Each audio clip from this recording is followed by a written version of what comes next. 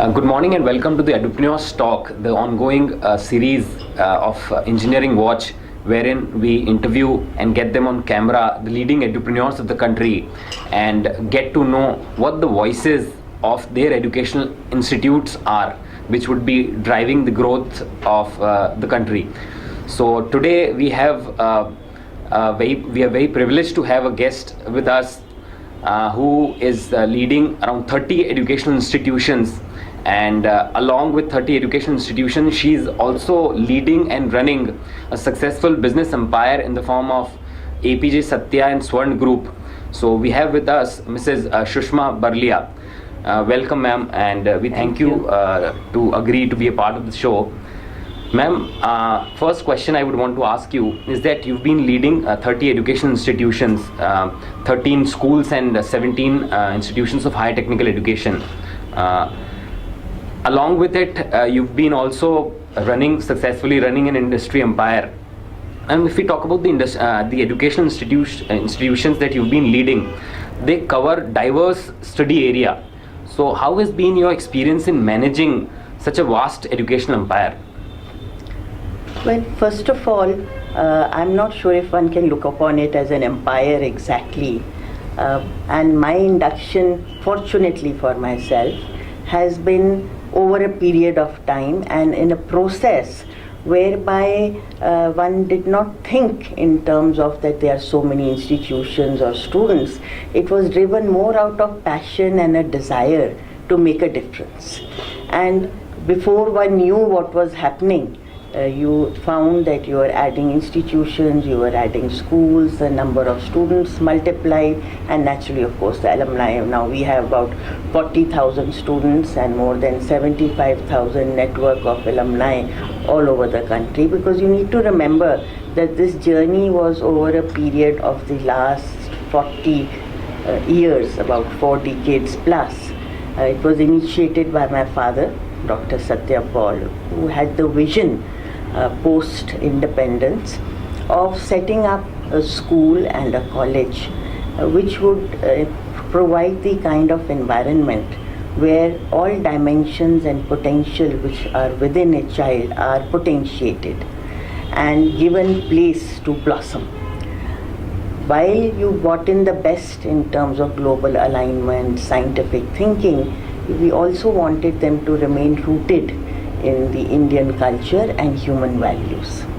And of course, when it came to the colleges, to be able to have the ability to learn for life and to be able to also, at the end of the day, whatever achievements the students may have got, be good human beings. Now, when you start with that sort of a vision, we also need to remember, I think, somewhere we have lost. I'm not talking only in terms of India, but in some places even across the world, we've lost sight of the fact that education actually cannot be divided up into narrow, disciplined boundaries. Knowledge is across boundaries, and today we are finding more and more, if you look at biology itself. Now, biology with physics, with chemistry, with computer science, with English, there are so many cross-disciplinary areas that have come up. If you look at the frontiers of research and innovation, it is not possible to conduct that without moving through not only what you call multidisciplinary and interdisciplinary, but I think what I would like to call transdisciplinary areas. So, although it appears that one has a variety of institutions which focus on different areas of disciplines, if you will, but in real fact, if you look at it, they are all integrated and connected from point of view of that they are areas of knowledge. And in fact, this is a concept we have tried to integrate into our Apeejay Stya University, which we have now set up. Because more and more we have come to realize, and sometimes it's an advantage when you are running education institutions to have the industry hat, because you are able to understand also from the other side of the spectrum that what is it that is needed by the economy, what is it that is needed by the industry. Although I know all of us say, and it's true, that we want people who have updated knowledge and skills of our industry area so that we don't have to train and retrain them. But side by side, we need to remember that today knowledge and skills get obsolete very quickly. I think the only constant today you can say is change as far as industry and the world is concerned. So you also do not want people with you who are unable to adapt and adopt to those changes, who are unable to think outside of the narrow area of discipline that they may have studied. You want them to be able to think critically, to be able to analyze, to be able to apply, and to have continuous learning, and also be able to work in teams, work in collaborative environments, and have an intrinsic knowledge of the different knowledge areas, if you will. But I think from a different context, if I were to answer that question, if you look at managing educational institutions, and these are not just colleges, we also run schools, and very recently we have also added the Apeejay Rhythms Kinderworld for the young ones. But there are certain commonalities, if you will, in terms of approach. I mean, at the end of the day, it is about managing people, it is about managing resources effectively, and it is about having some elements of domain knowledge. I think I was very fortunate because in my growing up years with my father, I spent a lot of time not only with him, but along with him when he was visiting educational institutions, meeting various people across the spectra, and in that process, unconsciously, you imbibe a lot. But at the end of the day, I think one needs to realize that, it is not about my knowing everything. It's about being able to get the best of talent that one has and having them people who have similar vision, mission, and thoughts. And once they are associated with you, we don't consider that people work with us. We don't consider that people work for us. We consider that people work with us. They are part of our, extended family, if you will.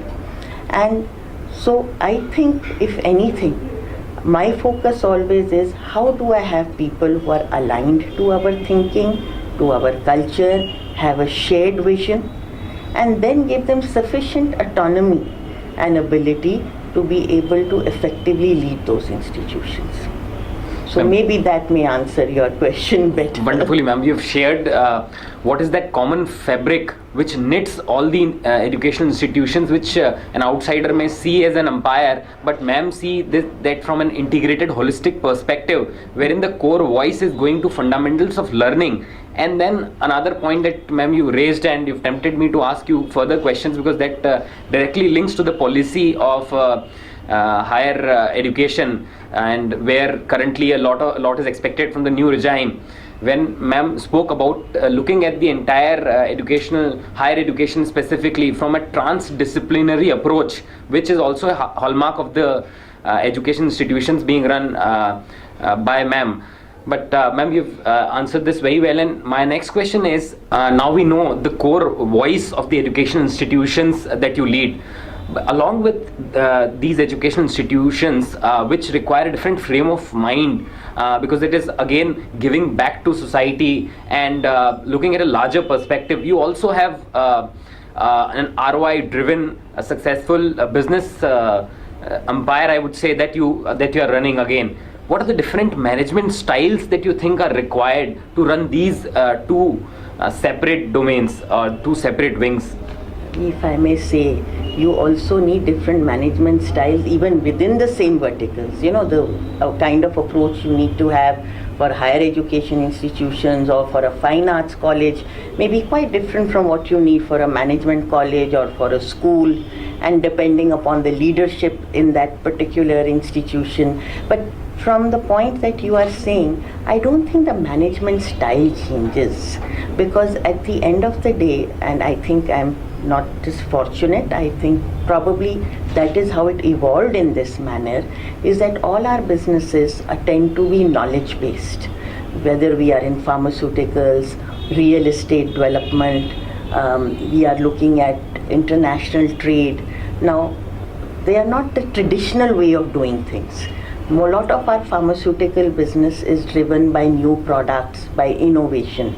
Our international trade tends to be a very technically and knowledge-based sort of a trade, which is a function of picking up new technologies, sophisticated logistics, getting them manufactured at a particular location, being able to deliver to certain markets which may have those particular requirements.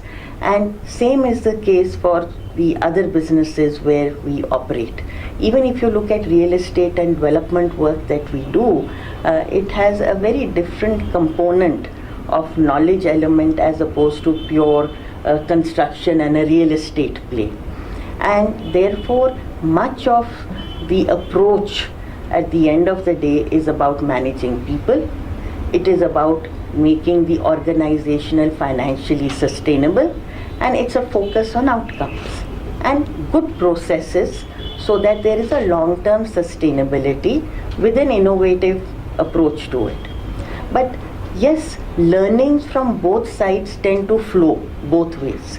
So my management and association with our business organization, as well as with some of the industry associations where I have been active in the past, has enabled me to bring into our educational institutions a clearer perspective and clarity into the kind of outcomes that industry would like to have, the sort of manpower the industry is actually looking at, the importance of skills, and some of the other outcomes that I discussed with you a little while ago.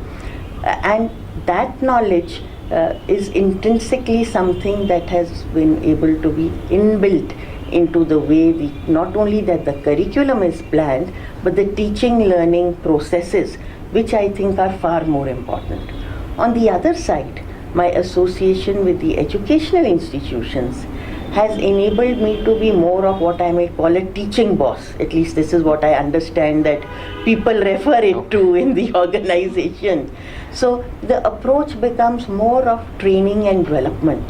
And actually, if you see in today's world, and when you are managing multiple organizations, it's more than operations, because for operational purposes, again, you would get CEOs or you would get functional heads who may be far more knowledgeable about those areas than I would be. But at the same time, what you are looking at is the ability to be able to find the best of the people, the ability to get them to work well together in a coherent way towards a common vision, the focus on achieving outcomes and making the organizational financially viable, but at the same time also to keep the focus on constant innovation. I look at innovation in two ways. One, you have many eureka moments, if you will, but there's also a lot of incremental innovation that continues to happen. And I think one of the very important roles a leader can play, whether it is in education or it is in industry, is to keep the organizational environment innovative friendly. Innovation doesn't always happen by accident. You need the kind of environment where you encourage, where you facilitate, and you bring forward the innovative and creative elements in the people that you have, and the processes and the setup that you have. So while you need to perhaps remain in the frameworks of a particular organization, at the same time, and I have been saying this for some time, today we live in a complex society and what I call complex organizations, by which I mean that outcomes are not clearly always predictable. Human behavior is not always clearly predictable. The way things are going to happen from now in 5 years to come is even no longer predictable. Earlier, organizations used to have 10-year planning. We moved down to 5-year planning. Then we came down to 3 years plan. But today you find even the 3 years plan needs to be changed much more than one would have thought it necessary. Now, if you keep this in mind, then you need to have an approach which I call an emerging leadership approach, by which what you need to do is, yes, you have certain processes, you have certain regulatory frameworks, but even organizations need to have regulatory frameworks. It's not just a country that needs to have it.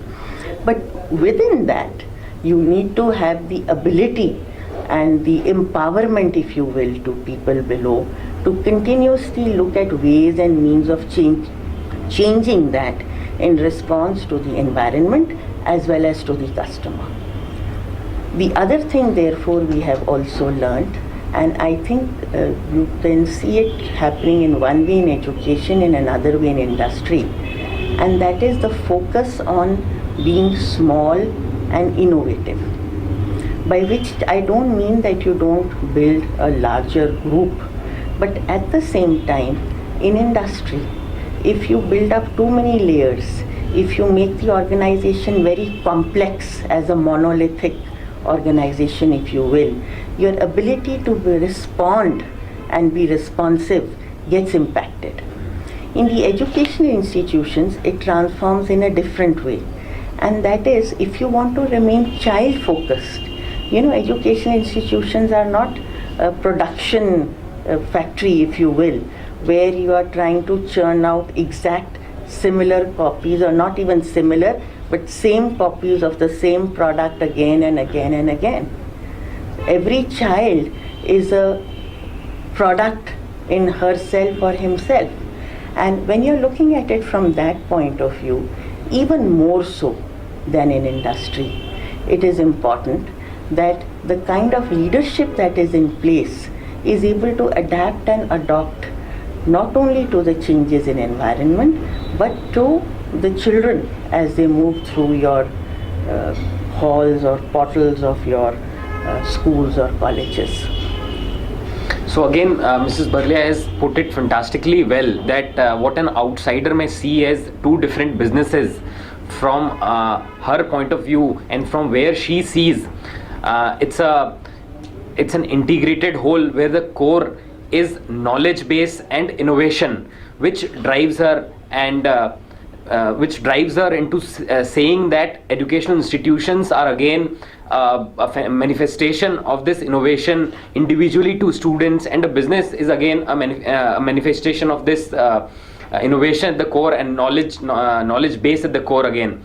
So ma'am also spoke about the emergent leader concept, wherein we all are aware about the changing dynamics, and where she suggests that a leader also has to change with clear, intact and focus and vision in mind, but then the operational changes will have to be undertaken every now and then. So that's a wonderful suggestion by you, ma'am. Now on, you talked about the transdisciplinary approach in the educational institutions that you are leading. Ma'am, we have a regime change in the country, and where the Prime Minister is talking about maximum governance and minimum government. You have spoken at various forums about the policy changes that HRD should have, and you have a lot of thoughts and suggestions on that. So we would, on this forum, we would want to take this opportunity to hear from you what is the wish list in terms of the educational governance of the country that you would want to place to the Prime Minister. What changes should be driven in this space to make this educational governance more productive for students and for the industry again, as you are wearing both the hats? Yeah. I think first of all I must say the Prime Minister Narendra Bhai Modi ji's pronouncement that minimum government and maximum governance really has been a music, I think, not only to my ears, but I'm pretty much sure that everybody in the education space was delighted to hear it, because this is something that has been talked about now for years on end, if you will. At the same time, I believe that as far as education is concerned, it will require a very different focus from the kind of focus that currently we are having on industry, for the simple reason that over a period of time since the 90s and the liberalization of economic policy, there have been many changes that have been impacted in the industrial sector, wherein the license Raj was abolished, there was far more liberalization and one window policy approach as far as the government was concerned. There's no doubt that so much more has to be done, and I think everybody is aware of the issues that are involved. Many of them, no doubt, have to do with administrative procedures and abolishment of laws that are absolutely obsolete and so on. But if you look at education over a period of time, not only it has escaped, if you will, being part of this liberalization policy, the real issue is that it has become more and more in the stranglehold of the kind of government which is being referred to and which is creating a problem. I don't think anybody is really talking about the issues related to and the importance of a good regulatory body or bodies to ensure that the outcomes in the education space have taken care of the needs and interests of the students and other stakeholders. The real issue is that what is the approach of the regulatory body towards the whole issue of governance. And therefore, I think the focus on education also really, if something that can be done on an immediate basis, lies in two areas. One is what I call reforms of administrative procedures and rules. If you look at the acts which are part of and the foundation stone, if you will, of a lot of the regulatory bodies which exist today, the acts in themselves do not have a major problem. The real issues have crept in the rules and the regulations that were framed and how they have been executed and implemented on the ground. The second issue which has come around it is the fact of the multiplicity of bodies and governments that control any educational institution and provide the regulatory framework for it. So for any given institution, let's take engineering for example, as we are aware, it is not only the All India Council for Technical Education, which of course is very much involved, but depending upon whether the college is affiliated to a university, of course it will be, or it's the university themselves. They are also subject to UGC, they are subject to university rules and regulations, the state rules and regulations, and a plethora of professional bodies which are part and parcel of this exercise. For example, the Council of Architecture and the Pharmacy Council and so on. Now, all of them have been empowered by putting down what they have called minimum standards of education, and many a time you find that they don't recognize each other's standards or they are clash in those standards. You also find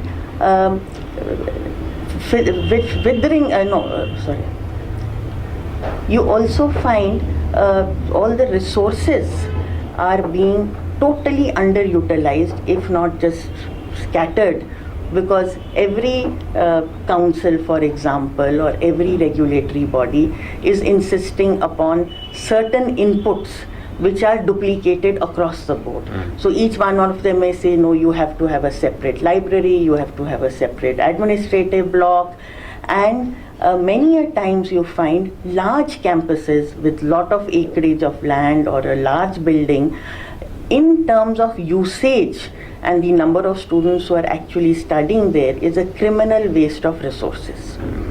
So, and from point of view of the organization or the person who's putting up that particular educational institution, the whole via media involved in first setting up an educational institution in itself is a nightmare, and then making it operational and taking it forward towards quality and sustainability becomes another set of nightmare. It becomes much worse for those who are in the field of education, either for the purposes of giving back to the society or genuinely have a long-term engagement and stake in the sector, as opposed to who have come in to have what I would term as rent-seeking perhaps, and making something quickly and moving away. Although I think that is no longer possible in many areas because the supply seems to have exceeded demand, at least at the prices or the fees that now prevail. Now, if you're looking from that point of view, from the perspective of making sure that we are inviting the right kind of people into the educational institutional systems, that they are there for the longer term engagement, for promoting the right kind of quality, and for providing the kind of incentive that may be needed for private sector to remain engaged in this area if we want them to be engaged. I personally believe that debate is now over, because government freely recognizes that even today the involvement of private sector far outweighs that of the public sector, particularly in higher education. But overall also, in terms of number of students studying, in terms of the number of institutions that are in place, in terms of the focus on education, I don't think you can not only not dismiss private sector, I don't think it is any more rational to talk about private sector and public sector. It is far more useful to say that we are talking about a good institution or a poor institution, because both exist in the public sector and both exist in the private sector. So if you the kind of problems that I'm talking about is a challenge being faced not by private sector institutions alone, the public sector institutions as well. And you know, I have been chairperson of the National Institute of Technology at Jalandhar for a period of 5 years in the past, and I'm on the board of governors as well. But the kind of challenges that you face even in a public sector institution is also quite complex in terms of the regulatory stranglehold and the necessary environment. The other thing which I'm also finding is that in terms of the kind of financial environment that you need for educational institutions to grow in a healthy way and to provide more governance and less government, there needs to be a focus also on ensuring that all arms of the government are in sync with each other. This whole issue of minimum government and maximum governance is something which is absolutely required in the field of education. And although I foresee that there needs to be a complete change in the whole approach to education, there are certainly certain things which can be done immediately in the short run, which can make a huge difference straight away. If I'm looking at the longer run, I think it is absolutely critical for the government to take a step back and set up some sort of a empowered committee, if you will, of stakeholders which review and relook into the whole arena of education in an integrated manner. Because the most important thing to understand is that you really cannot distinguish and de-link school education from higher education, from vocational or skill education. Which again, if you see, vocational and skill education has been split over so many other agencies and ministries and areas, but there is no coherence policy which really today covers the delivery, the focus on teachers, trainers, as well as how this is going to link into each other. At the end of the day, from the point of view of the student, these various aspects of education are not disparate, they are actually combined. The other problem is that we have just taken forward education from the way we inherited, if you will, from the British Raj. Actually, they have been looking and re-changing and re-innovating their education systems now for quite some time in Britain. But somewhere in India, we haven't really stepped back and taken a perspective, not only from point of view of the needs of the education per se, in terms of what India needs, but also to look at what is the kind of educational system which will best serve India in the years to come in the future. And this also needs to be seen from the viewpoint. If you ask me today, our education system is essentially focused on acquisition of knowledge and skills in the classroom, usually in a lecture method mode, if you will, and regurgitated in the examinations. And an evaluation system that only seems to record your ability to do so. Whereas, we need to certainly improve the delivery of our education in the external way, which means making sure that there's an imbibement of the education that is being imparted and the ability to internalize that and then be able to further know how to continue to learn for life. But at the same time, we also need, and this is somewhere where India has had a huge leap and a history and heritage of the kind of education which encourages you to look inside you, to look at the purpose of life, the meaning of life, and in what it means to be human. In my opinion, if we do not encourage this in our education system, over a period of time, not only would we have lost out an area where India had an advantage, a competitive edge if you will, but our ability to perform externally is directly linked to our ability to develop ourselves as better human beings. And the purpose of education, apart from knowledge and skills, is also to be able to make you a functional individual in the family unit, in the industrial and the economic environment in which you are living. And today we are finding so many of our engineers, our managers, when they come out from colleges and universities, they may have knowledge and skills, but they don't have the ability to relate to people around them, to work with the teams around them, to be able to grow and develop within the organization as mature adults, because that is something that has not been attended to by the educational system. But it is that which actually leads to even external success. But now let's come to some of the immediate challenges and issues. I am quite sure they are well known to everybody. Even the solutions are well known to everybody. But there are few things which I think are top of the mind.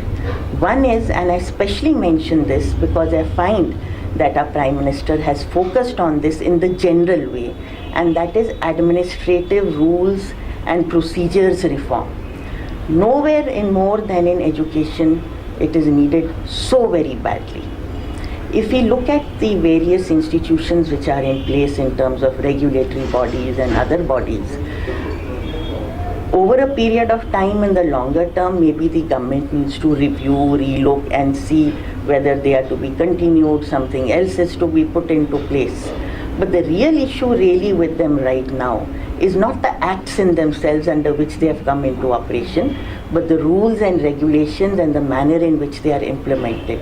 Many of these are obsolete, and a lot of them have become obstacles in today's focus on the way education should be taken forward.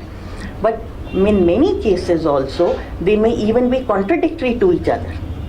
Now, if you look at it from point of view of, say, an engineering institution, which is offering, let us say, architecture as one of its courses, you are going through a multiple agency route whereby you have to look at the university, you have to look at All India Council of Technical Education, Council of Architecture, as well as the state government, even to get your program approved. And in each of those cases, they may have different definition of minimum standards. There may be a control on the number of seats that can be offered. They may want to define the kind of teachers that and faculty that you need to appoint. In many cases, that is quite unrealistic because one tends to forget that this is a professional course. It's not just an academic course. And in a professional course, sometimes somebody who may be a bachelor of architecture with a vast amount of industry experience may be as useful a faculty as somebody who has had a complete academic career and maybe got a PhD. Even otherwise, in an area like this, it's impossible to find a faculty which is necessarily even got a master's, leave alone a PhD in architecture, for example. But this is one example that I am giving. This is true in almost all the fields of education, if you believe.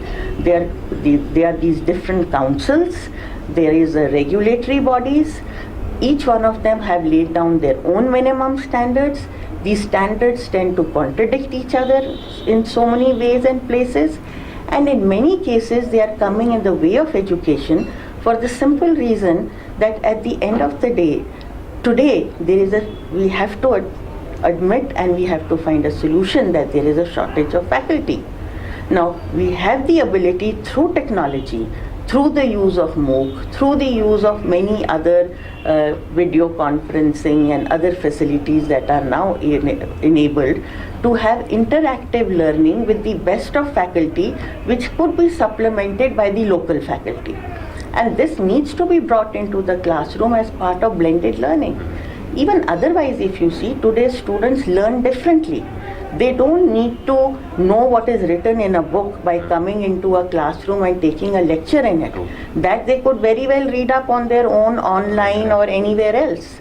But what they need to come into a classroom to is to be able to engage in debate, to be able to have access to other information around what they may have studied, to engage with their peers, and to be able to also have access to faculty who may not necessarily have all of that knowledge, but has the experience to be able to engage them in effective dialogue.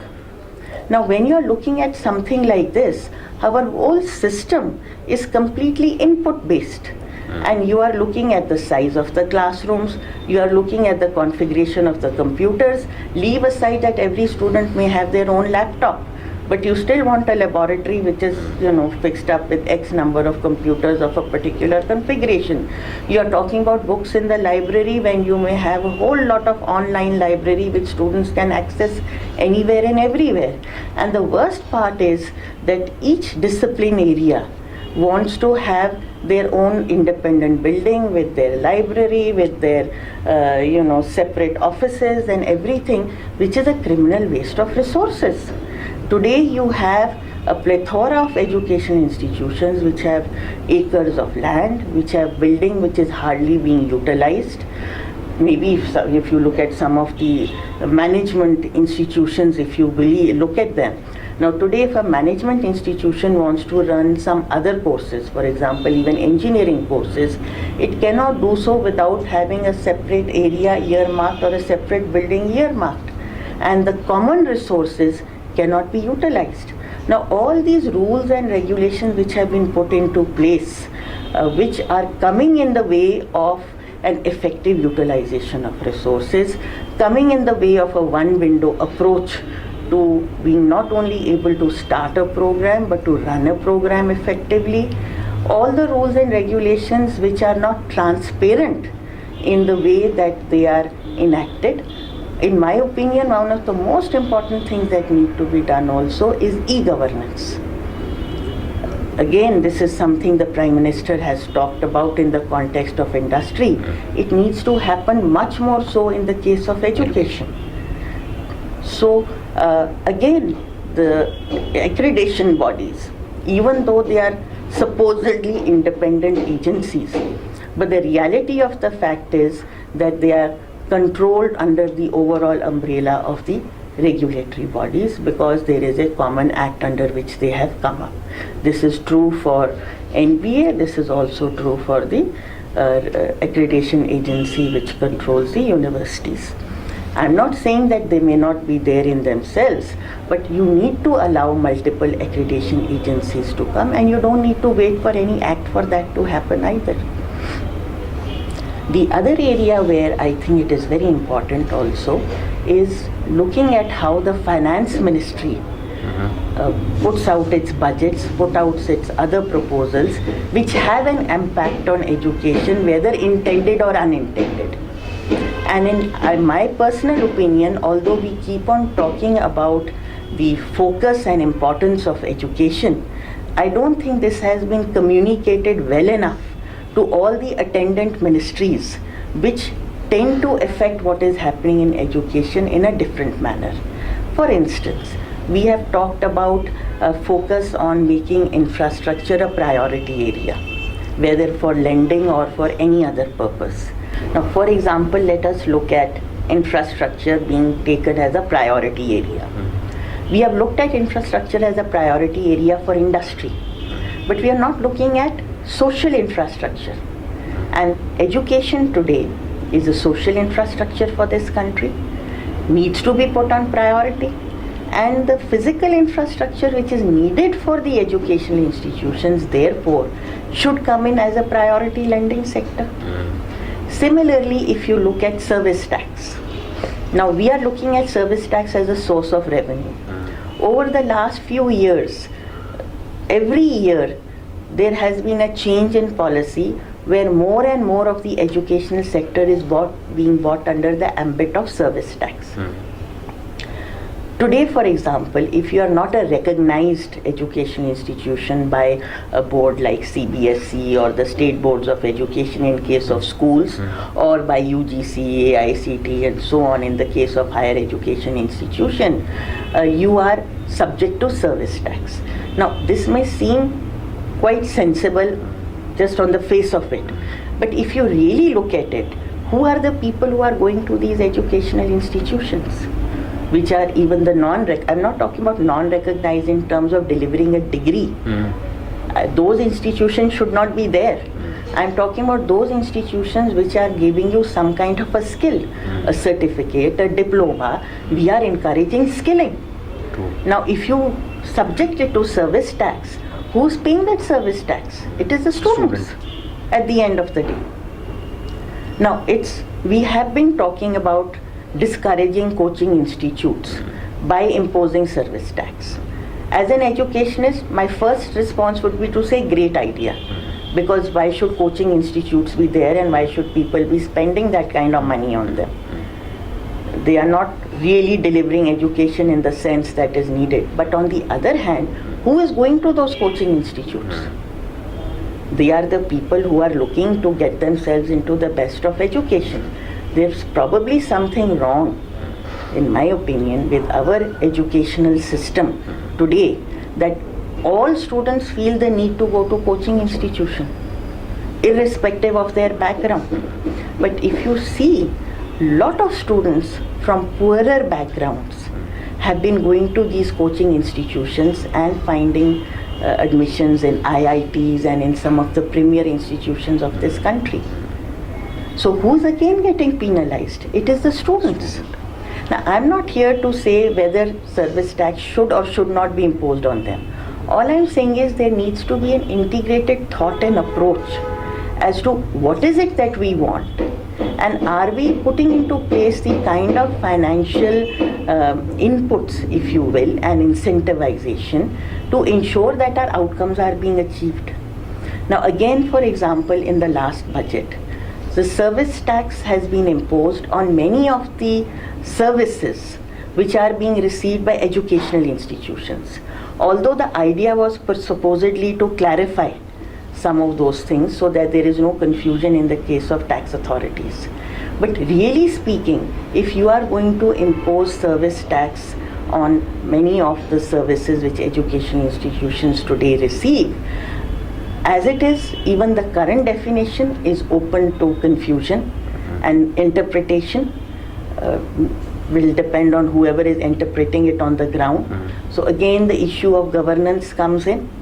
But at the end of the day, again, the impact of the burden will pass on to whom? Now, either it will pass on to the students, or it will, if it is going to be taken by the education institutions themselves, one day they will become unviable and close down. I mean, we need to remember that private education institutions neither have access to any concessional finance or loans, nor they have access to any government grants or support. How are they going to continue to remain viable? So there is again a need, for example, for students to take loans in order to finance their education. Now, while we have been looking at student loans, and banks have been incentivized to give more loans to students to pursue their studies. I think this needs a completely new approach in lines of student financing that is being looked at by many countries across the world. I'm not saying that you just import ideas, but we don't have to reinvent the wheel either. And if you look at countries like Australia, for example, they have a student loan scheme where repayment has been linked to their getting a job and paying income tax. And the loan giving, therefore, is in terms of credits that are given to the students, which they can go to any college or any university and take up the course, and the loan gets transferred to that college or to that university. So there are many what I wanted to say was we have been talking about loan bank we've been talking about a special educational bank in India, which looks at both financing of educational institutions and their ability, therefore, to have access to concessional and more long-term loans, which is particularly needed for higher education institutions, while at the same time looking at the whole issue of student loans and financing and refinancing. Because today, even though banks are giving those loans to students, they are looking for assets, they are looking for collateral, which in many cases the students are unable to fulfill. And I know that the government is very much engaged with it. But again, how do we do it quickly, efficiently, in the short run, while long-term measures are being looked at? One is the issue of use of technology. This has become even more important in light of the shortage of teachers as well as trainers in the country and actually across the world. Now, this use of technology can be used to ensure that the best of teaching material, the best of lessons conducted by teachers are taken to the nooks and corners of the country, whether through the virtual classroom approach or through a MOOCs approach or through other elements of blended learning. The current regulatory regime actually, in a way, is an obstacle to it. One can say, okay, let's turn a blind eye, but I think it's going to be far more important to have got rid of some of those rules and procedures in a manner whereby this can be expedited in a speedy manner, where at the same time allaying the fear of the educational institutions that they would be held accountable for going for this kind of an approach. Because if you were to strictly interpret today's laws, rules and procedures, this kind of an approach could actually land you in trouble, because it could be connoted to be a distance education, which in actual fact it is not.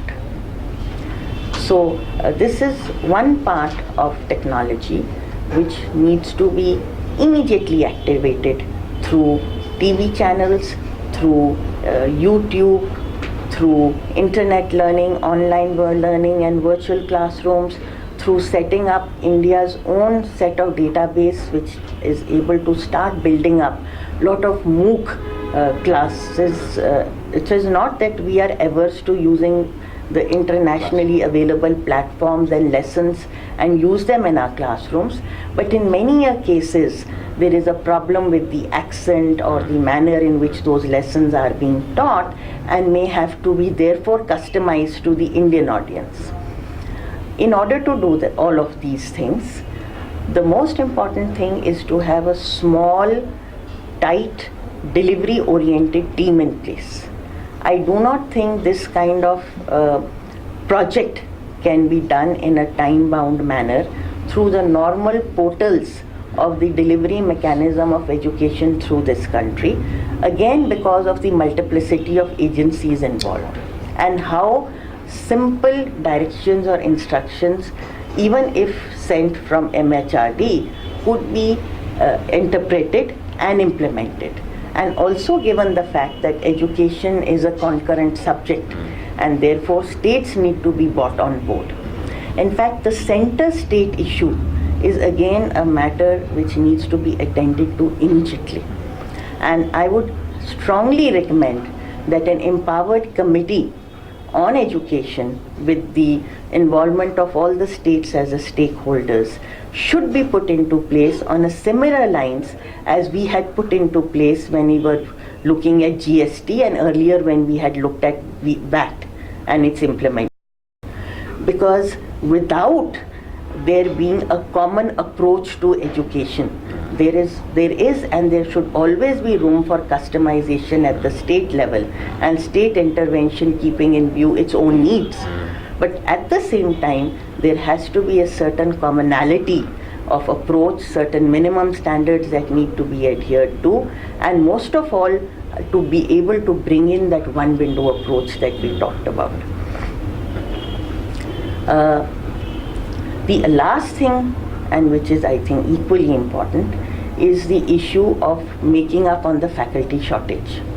Now MHRD has been, from the last few years, been talking about this, so much so that it has talked about incentivizing and inspiring the universities, if you will, to look at teachers training in a far more focused way.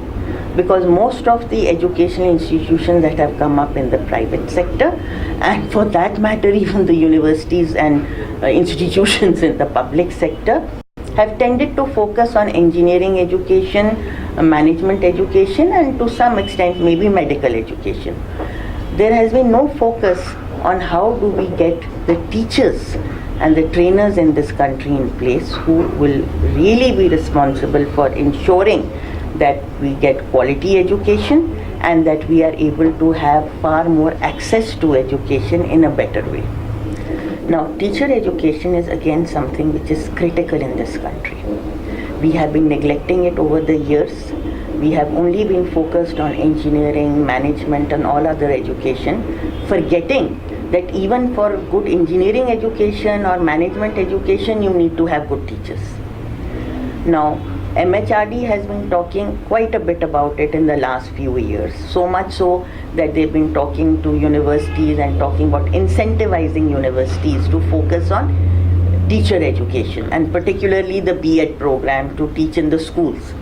But if you see the situation even at the moment today, the fact of the matter remains that as a university, I can have run a PhD in education, I can run a master's program in education, but in order to run a B.Ed program in education, I have to run pillar to post through the National Council of Teacher Education and so many other agencies which become linked, which is a ridiculous position if you keep in view the fact that you cannot compare the universities and put them on the same platform as you are keeping the colleges.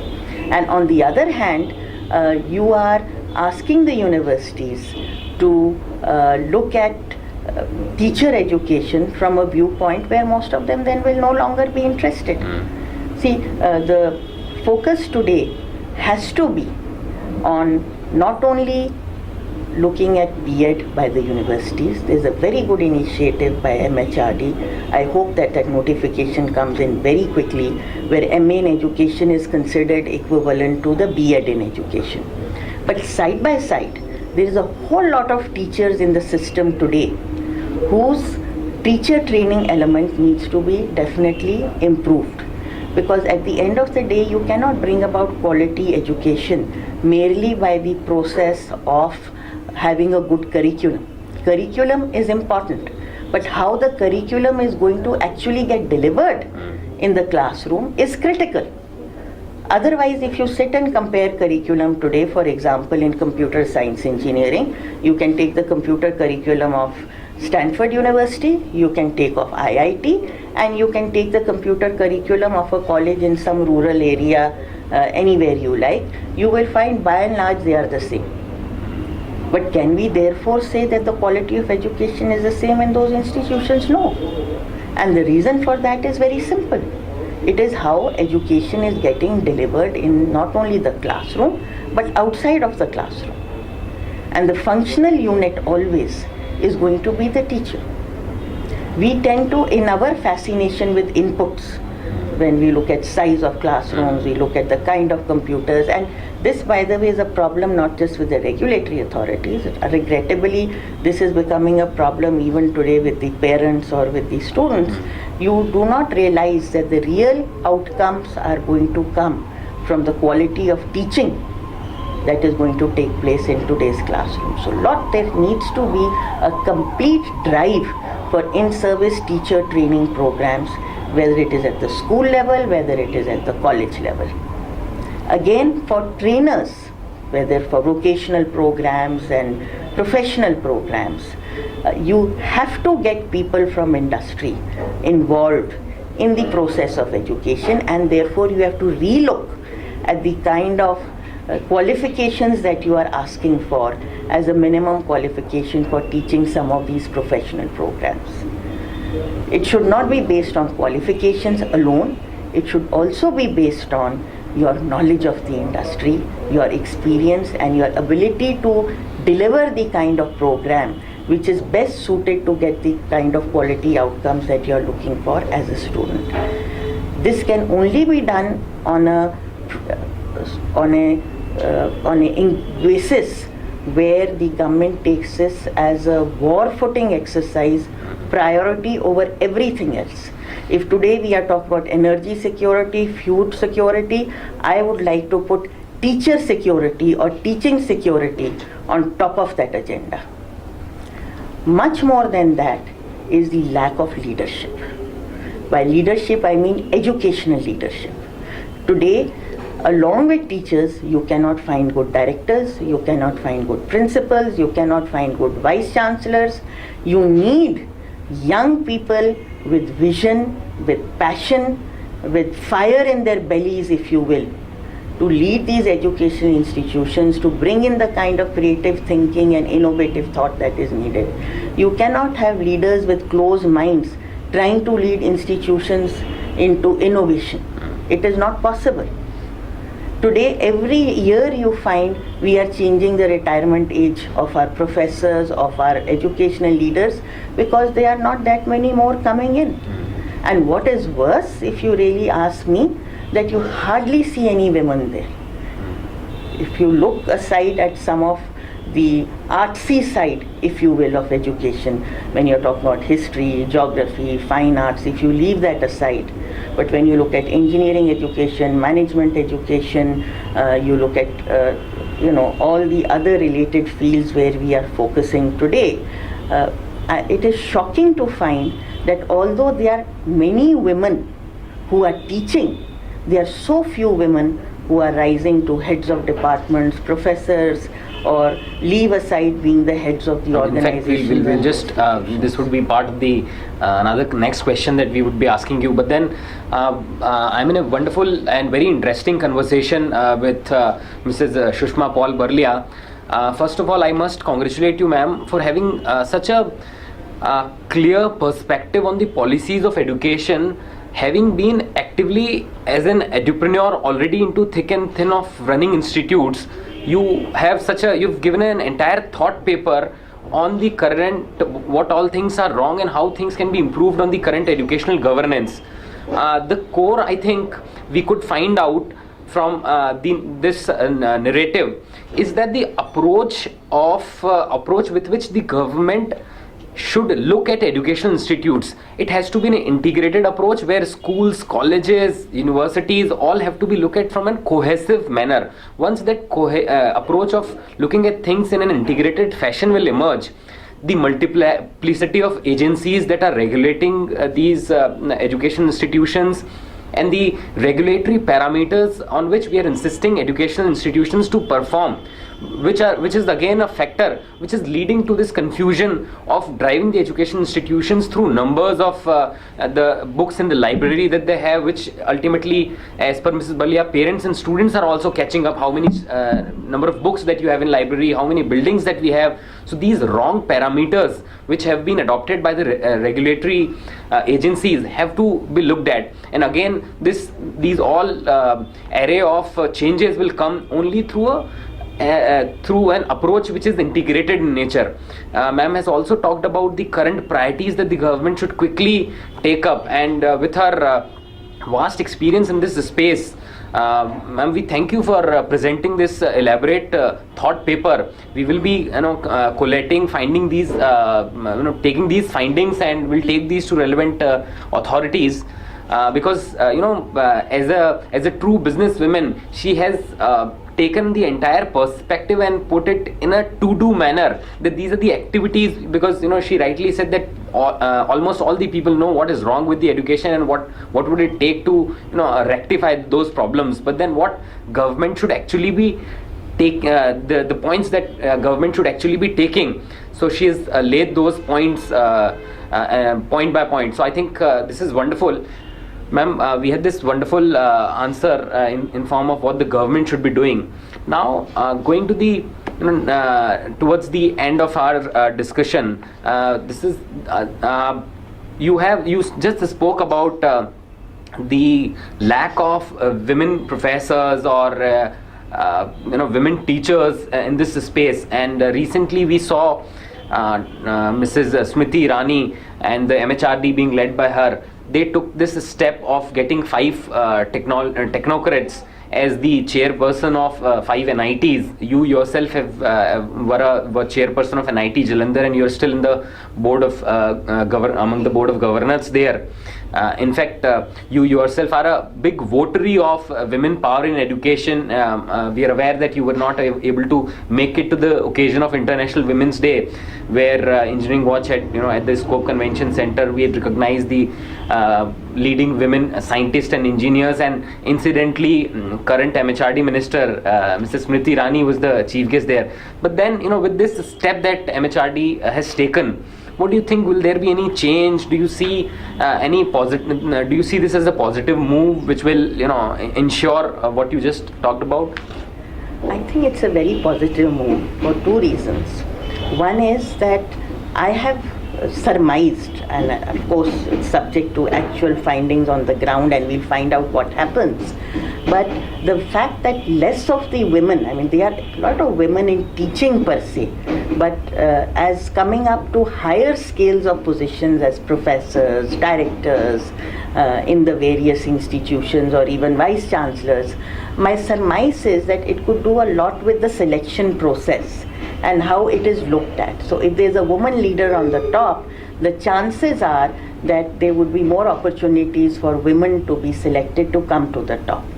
Also, I believe that there is, and I want to make a clear distinction here. There are certain traits which I would call the feminine traits, if you will. The reason I'm saying this is that it doesn't mean that these traits would always exist in every woman, and it also doesn't mean a man may not have these traits. But these are traits which can, in today's world, bring much more to leadership than was earlier so. And this is the ability to multitask, the ability to be able to be sensitive to the needs of others, the ability to be able to think in a multilateral way, and especially when today we are talking about an education not being bound by narrow disciplinary boundaries. Emotional intelligence, which is much talked about in today's time, I think it tends to come instinctively to the feminine side, if you will. And also perhaps a greater level of sincerity, which I think tends to come in particularly because women just have to somehow do better to show that yes, we are able to be as successful as a man is.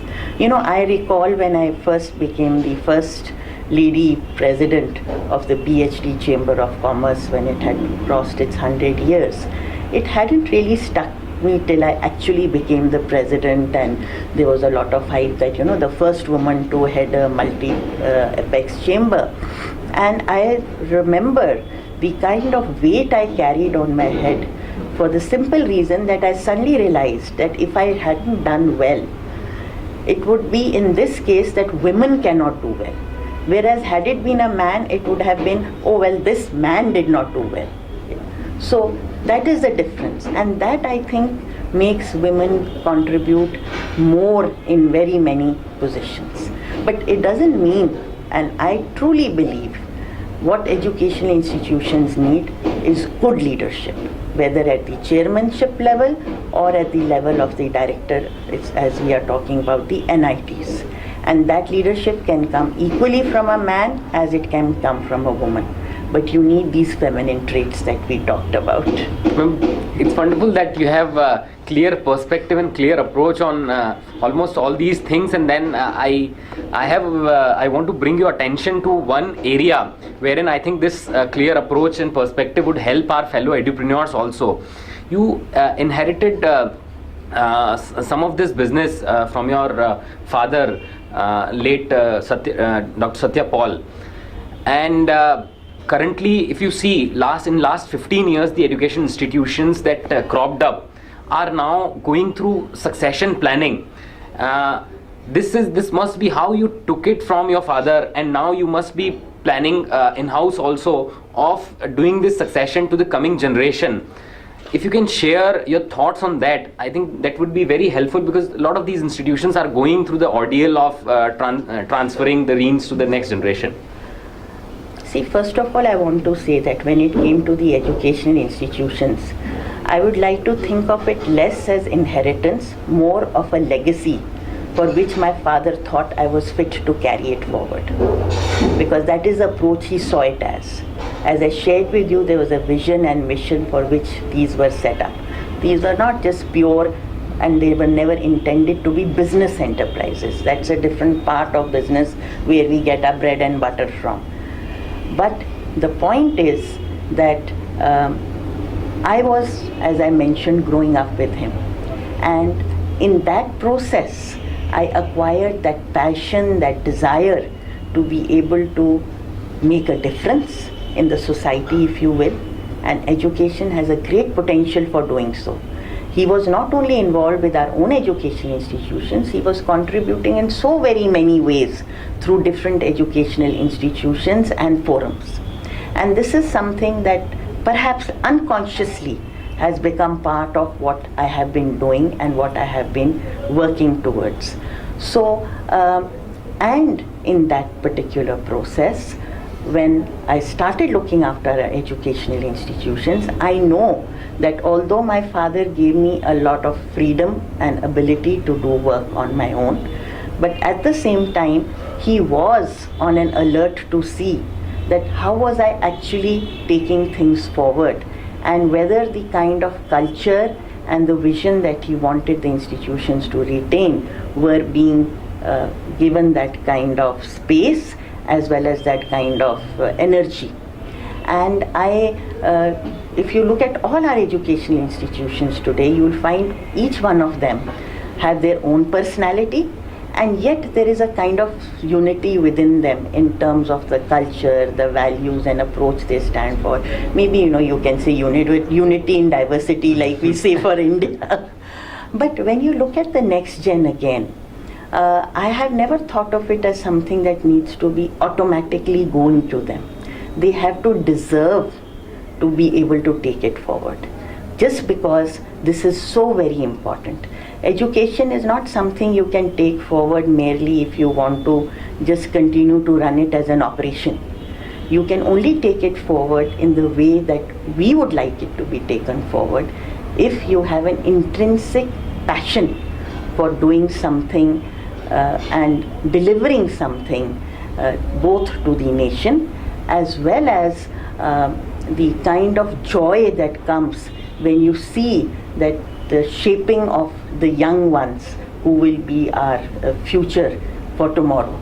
But in this process, as I mentioned earlier, you cannot do it alone.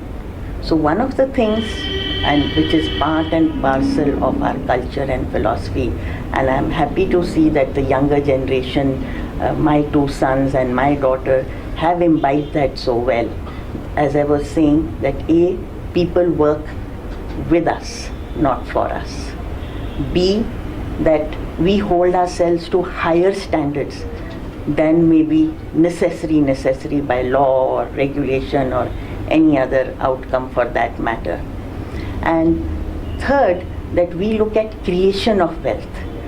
and benefit for all stakeholders, not only in terms of making of money. And I think these are intrinsic values which, if imbibed well with this generation, I know that the institutions and schools are in a good hand. I don't want them to do what I've been doing all my life. I want them to be able to do something more, something different. That is where the leadership comes in. I always tell any of our students we meet, any young people I meet, that please do not try to copy the footsteps of or follow in the footsteps of a great leader. Learn from how the leader approached his challenges in life. Learn the kind of determination that leader had. But at the end of the day, you will only be a poor copy. Be an original. Create your own footsteps in the sands of time.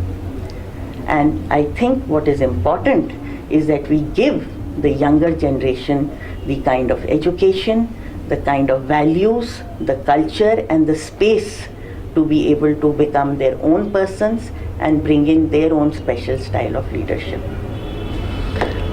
This was a wonderful discussion with Mrs. Berlia, who is a very thoughtful, involved and a passionate leader. And these traits, one can see the germs of these traits in the institutions which are being run, and I'm sure in the business as well. Ma'am, it was wonderful speaking to you, and the thought paper, the approach paper that you just gave for the educational governance reforms, we are surely going to take this forward, and we thank you for taking out time and speaking to us today. Thank you. Thank you very much, Ravi. It was a very special interaction for me also. And if you look at the thought paper, there is actually just 10 key agenda points. I think if we were to keep in front of us and just move ahead on those, and everything else then will follow at some point in time.